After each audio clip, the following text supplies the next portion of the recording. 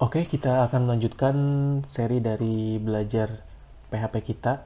Sebelumnya kita sudah mempersiapkan tahapan instalasi apa aja yang harus kita install. Yang pertama ada web server, yang kedua ada bahasa PHP tersebut, yang ketiga ada database servernya dengan menggunakan MySQL, atau kalian juga bisa menginstal XAMPP ya. Jadi ini saya sarankan kalian install aja XAMPP. Oke, selanjutnya di video kali ini saya akan coba menjelaskan bagaimana sih cara kerja dari si bahasa PHP ini supaya dari cara pembuatan, dari input, proses sampai dengan outputnya itu seperti apa. Nah, di sini saya sudah menginstal aplikasi Apache-nya, aplikasi XAMPP-nya di sini seperti ini ya tampilannya. Oke, yang pertama kali kita akan mulai ketika kita akan belajar mengenai bahasa pemrograman PHP, karena bahasa pemrograman PHP itu dia berjalan di sisi server ya. Otomatis kita harus mengaktifkan dulu server Apache-nya. Di sini ada service, ada modul, ada PID, lalu ada port, lalu ada action. Nah, di sini kita klik start aja yang Apache-nya. Tunggu dia sampai dengan berwarna hijau. Nah, otomatis di sini sudah running ya. Running di port 80443. Nah, selanjutnya ini kalian boleh minimize atau di close. Jangan sampai di quit ya. Kalau di quit maka nantinya akan mati si web servernya. Ini saya minimize saja. Oke, selanjutnya pertama setelah kita buka atau aktifkan web servernya, nah yang kita akan akses yaitu adalah local host seperti ini. Nah, local host ini kalau kita enter, nah seperti ini ya. Nah, jika tampilan ini sudah muncul, maka web server kita sudah berjalan dengan baik.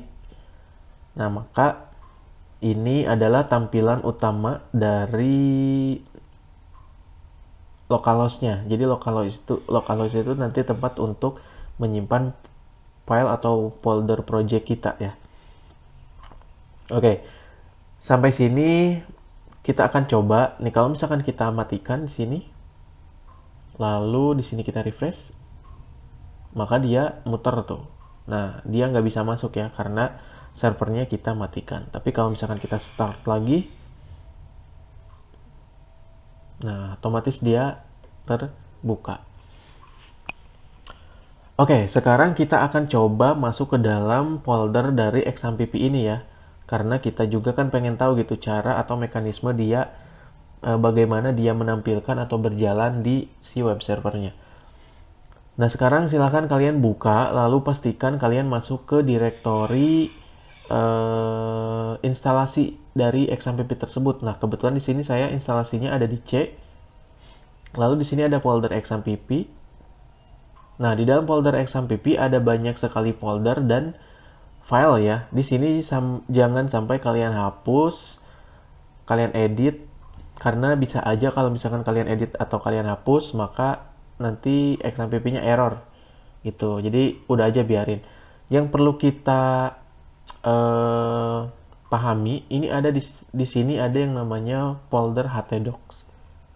Nah, kalau kita buka folder htdocs-nya, di sini ada beberapa folder. Ini folder saya sudah pernah coba. Nah, untuk aslinya di sini ada dashboard, image, web XAMPP, dan masih banyak lagi. Ada beberapa folder dan file. Nah, inilah yang ditampilkan di halaman ini. Nah, jadi localhost itu sama dengan htdocs gitu. Jadi ibaratnya ketika kita ingin mengakses sebuah project, nanti project kalian harus disimpan di sini ya, di dalam htdocs-nya. Nah, ketika kita ingin mengakses project kita, maka kita tuliskannya localhost karena kita berjalan di server lokal. Lalu selanjutnya di sini kita cek ya. Jadi kalau misalkan ini saya hapus lagi, kita tulis localhost doang, kita enter. Nah ini kenapa otomatis dia masuk ke dashboard, padahal kita nggak nuliskan dashboard. Jadi untuk mekanismenya di seperti ini. Untuk web server itu kan ngecek, yang pertama kali dicek adalah nama filenya. Contoh misalkan, kalau misalkan si web server ini ngecek apakah ada ada file dengan nama index.php, maka itu akan ditampilkan pertama kali. Nah, di sini ada kan? Nah, ini index.php nih. Lalu kalau misalkan nggak ada index.php, maka web servernya akan ngecek lagi apakah ada file dengan nama index.html. Nah, jika ada, maka itu yang akan ditampilkan pertama kali. Tapi kalau misalkan nggak ada index.php, lalu tidak ada index.html, maka akan ditampilkan keseluruhan dari folder dan file yang ada di htdocs nih. Misalkan ini saya rename ya. Ini saya rename index 2 misalkan seperti ini.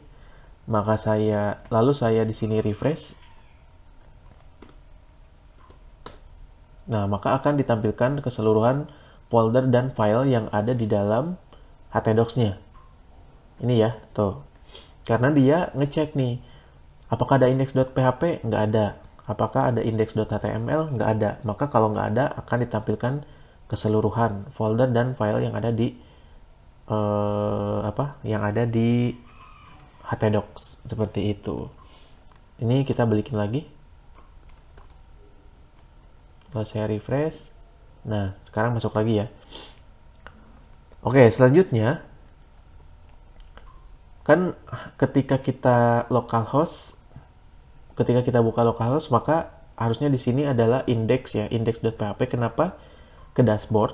Karena di dalam sintak index.php ini, dia mengarah ke dashboard yang ini.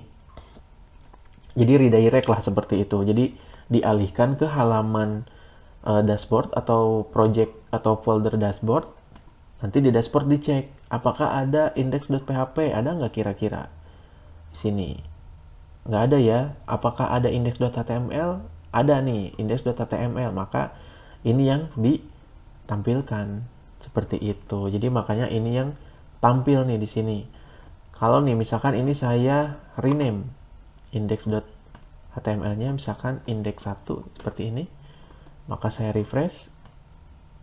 Nggak ada ya. Maka yang ditampilkan adalah keseluruhannya. Oke, saya balikin lagi supaya kembali semula. Oke. Nah, sekarang kita akan coba membuat folder kita ya untuk nantinya seri pembelajarannya. Ini saya balikin lagi.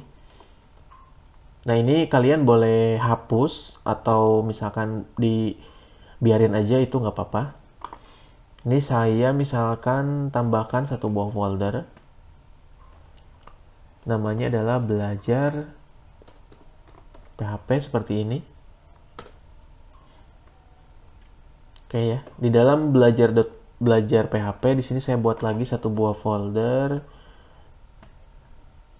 Misalkan namanya chapter 1 seperti ini. Oke, berarti kalau misalkan pengen ngelihat ke sini, ke belajar PHP, berarti kita cukup tuliskan di sini localhost / jadi anggap aja localhost itu adalah htdocs ya. Htdocs bukakan saya dengan menggunakan / bukakan saya folder belajar PHP seperti ini. Nah, maka ada ya tuh. Di sini ada chapter 1. Ketika kita klik chapter 1, maka kosong. Kenapa kosong? Karena memang di chapter atau di folder chapternya masih kosong. Oke, sekarang kita akan coba lagi menambahkan satu buah file index ya, supaya kita bisa cek nih apakah berjalan dengan benar atau belum. Kayak di sini saya menggunakan Visual Studio Code untuk text editornya, jadi silakan teman-teman sesuaikan aja untuk text editor. Oke, di sini saya buka dulu open folder. saya arahkan ke C, lalu XAMPP, htdocs, lalu belajar PHP,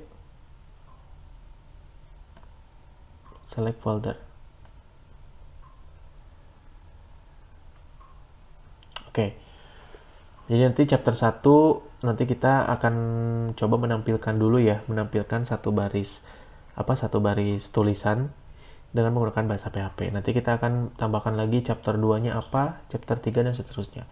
Oke, sekarang di chapter 1 ini saya akan tambahkan satu buah file. Ingat ya. Jadi untuk yang pertama kali dibuka di halaman awal itu harus ngebacanya dengan nama index. Nah, indeksnya itu entah bisa .php atau bisa juga .html. Nah, karena kita menggunakan bahasa PHP, jadi kita tuliskan .php seperti ini. Oke, sip. Selanjutnya, untuk sintak PHP itu simple, jadi cukup kita tambahkan lebih kecil dari tanda tanya, lalu PHP ditutup dengan tanda tanya lebih besar dari. Nah, nanti isinya di sini ya. Isinya di sini. Gitu. Nah, biasanya saya suka di enter. Jadi, untuk nantinya kita isikan sintaknya di sini ya, di dalam PHP ini. Nah, ini untuk enternya nggak ngaruh. Jadi, mau berapapun itu nggak ngaruh. Oke, selanjutnya coba kita akan tampilkan dulu. Ini kita coba dulu aja. Menampilkan dengan menggunakan echo seperti ini, echo selamat halo kelas coding. Nah, jangan lupa titik koma juga. Nah, jadi untuk menampilkannya cukup menggunakan echo. Nanti kita akan coba pelajari mengenai standarisasi output di bahasa pemrograman PHP. Oke, kalau udah kita save, lalu ini kan belum ada filenya ya, sekarang kita refresh. Nah, ada nih, halo kelas coding.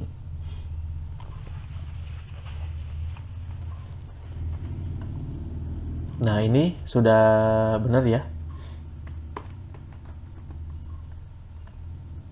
Halo kelas coding. Nah, sesuai dengan video sebelumnya yang sudah saya singgung, bahasa PHP itu tidak mudah untuk dicontek karena dia berjalan di sisi server. Kalau misalkan kita klik kanan, inspect, nah maka yang akan ditampilkan adalah bahasa HTML. Sedangkan di sini kita tidak menggunakan bahasa HTML, melainkan bahasa PHP. Nggak ada HTML, head, body, lalu tutup HTML-nya, tetapi karena dengan menggunakan